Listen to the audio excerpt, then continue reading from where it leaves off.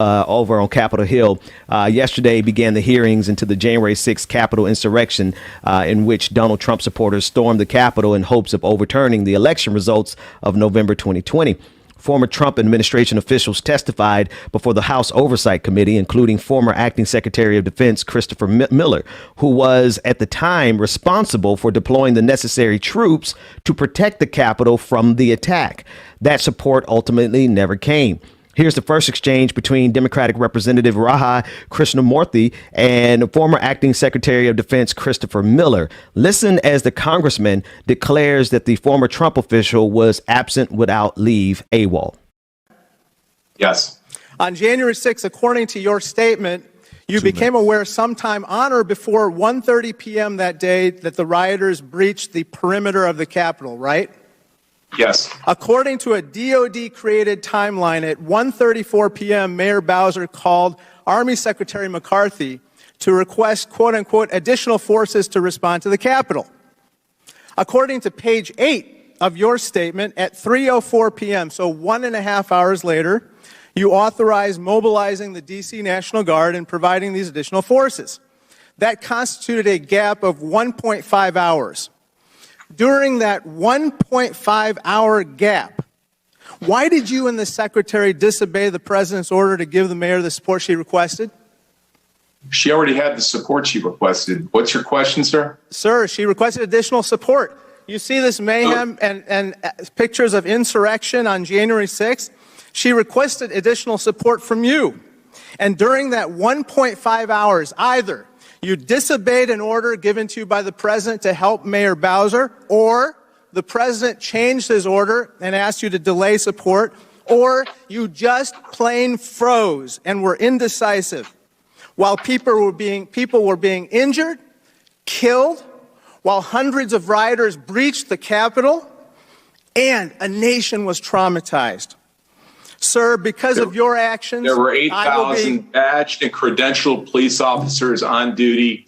And you weren't there. The United States Armed Forces should only be used as a last resort. You were AWOL, Mr. Secretary. You were AWOL. Remember, that's completely as you said inaccurate. before, That's completely inaccurate. As you said before, you have responsibility for everything. Something goes wrong, quote unquote, I own it completely, 110%. Sir, you partially own this mayhem. And that's why I'm going to ask for a DOD investigation into your actions. Thank you. Now, the day didn't get any better for that former Trump official, Christopher Miller, after Congressman Ro Khanna demanded an apology from him to the American people because of how Miller let down the American people on January 6th. Let's take a listen in. Thank you, Madam Chair. Secretary Miller, I have never been more offended on this committee by a witness statement than yours. You were more concerned about defending your own reputation and justifying your own actions than the sanctity of this Capitol and the sanctity of our democracy. Have you no sense of accountability? No sense of shame? Secretary Miller, I want to ask you today, will you at the very least apologize to the American public for what happened on your watch? I want to highlight the incredible job that the members of our armed forces and the civilians. Miller, I agree with you about the armed forces. Secretary Miller, it's my time. Your pugnacious style is not going to override the democratic process. Learn to respect it. My question isn't about our troops or our armed forces. Everyone recognizes they're extraordinary. My question is about your incompetence in leading them. Will you apologize to the American public for what happened on your watch? Will you apologize to the troops for what happened on your watch? The Department of Defense and our members of the armed forces performed magnificently on January 6th. Secretary, no one is questioning what they did. By questioning what you did, is it your testimony that you refuse to apologize to the American public for what happened? I stand by every decision I made on January 6th. So you think you did everything perfectly? Just like the president said he did everything perfectly in his calls. Is that your testimony? You did everything perfectly, no mistakes? I want to highlight again that the armed forces should only be used for domestic law enforcement. Is it your testimony that you did everything perfectly? Is that your view? I am the most critical person I'm a career Let me ask special you this. operator. Now, in an attempt to rewrite the history of January 6th, Republicans on the House Oversight Committee outright lied about the events of the Capitol insurrection, including Representative Andrew Clyde of Georgia's 9th Congressional District, and where he said that there was no insurrection at all on January 6th. He went further. Let's take a listen in. Let me be clear.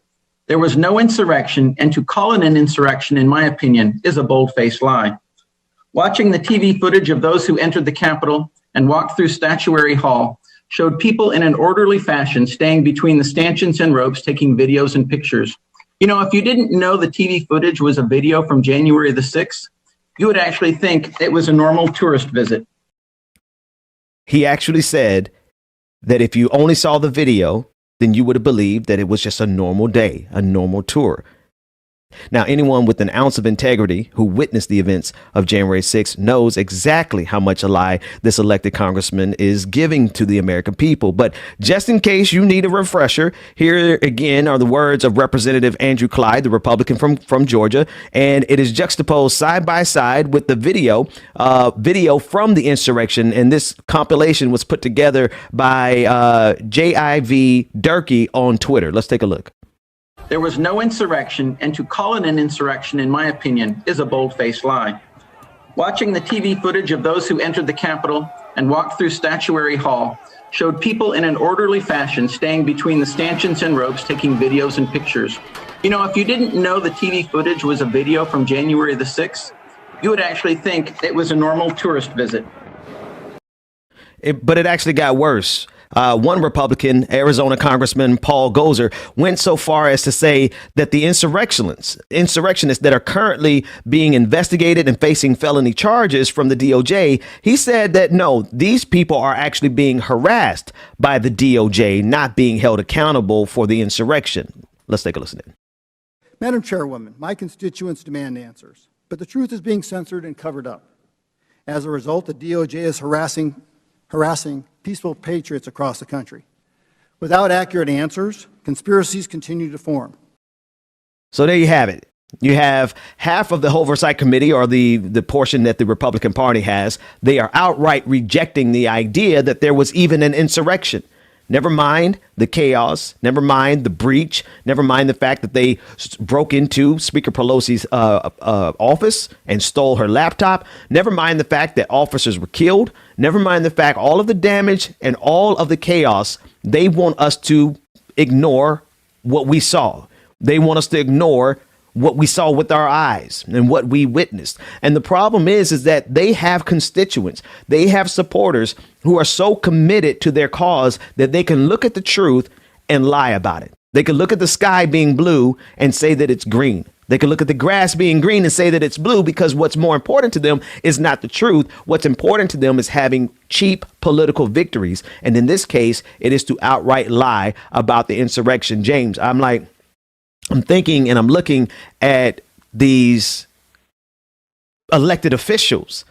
I was going to call them like liars, but I think I got to preface that with the fact that these are elected officials who are being paid top dollar to go to Washington, D.C. and outright lie to us. Never mind, not even thinking about the first part of this segment where that Trump's appointee, the former acting Secretary of Defense, allowed this to happen because he stood down. He did not send the troops. He did not do what we would have seen done had any of those people been Black Lives Matter activists, or if any of them had been like left-wing activists. The military would have been in there so quick. The National Guard would have been in there so quick. Setting that aside, man, these Republicans, they're just outright lying, and there's almost like nothing that we could do about it because their constituents support the lies. It's wild, man. Man, these people are delusional, dude. It's just like, did you really just say that it just looks like a regular day, like you're just touring the Capitol building? Did you really fix your mouth to say that? All this video that's out? Cool. Yeah. Okay. Can't believe this, bro. It's wild, man, because it's to the point. It is to the point where we can't even break through with the truth, because the people who are doing the lying are on the largest platforms. They have the most money. They are in elected positions. They have authority, they have power, they have reach, and here we are. It's difficult to get the truth out to the masses when all of the platforms are peddling the lies.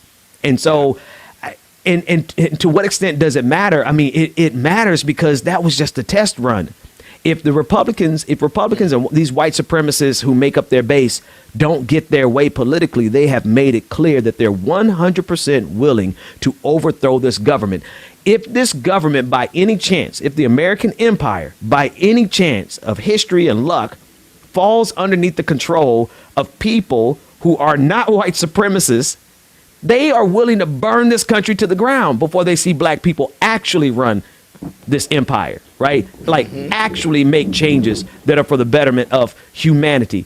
They would burn this country to the ground. And so it matters because what happened on January 6th was just the test run. They will absolutely overthrow this government if they cannot get their way. And they are aided and abetted by elected officials who sit in our temples in Washington, D.C., and they lie to the entire nation. And they get away with it because there's so many people who support that madness and that white supremacy.